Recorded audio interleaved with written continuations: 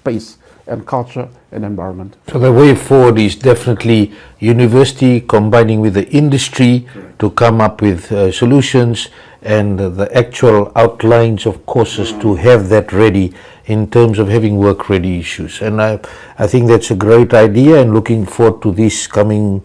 I know some universities are already doing that, and that is a forward-looking plan, and that needs to continue.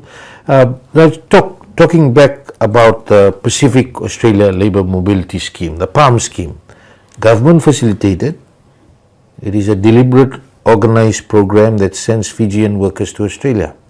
It provides income for those individuals. Remittances come back to Fiji.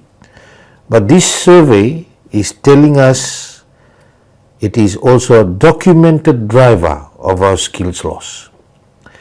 Should the government be having a serious, honest national conversation about the terms, the scale, and the conditions attached to the PALM scheme? You've said it's a crisis. Yeah, Vijay, I worked with government before, particularly the Ministry of Employment, and I spent about 15 years working for the ILO, looking at labour market, private sector development. And I remember when the seasonal work program for the Pacific was being discussed, and it was started off with the former Prime Minister of New Zealand, Helen Clark, and the President of Kiribati, Sanete Tong. They agreed that the net benefit of this scheme should be felt at the sending country, so in the Pacific Island countries. But if you look at the results of this survey, what it shows, it doesn't reflect that.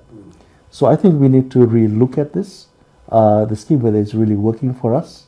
We know it's sending about $1.4 billion in remittances, and that's creating consumption and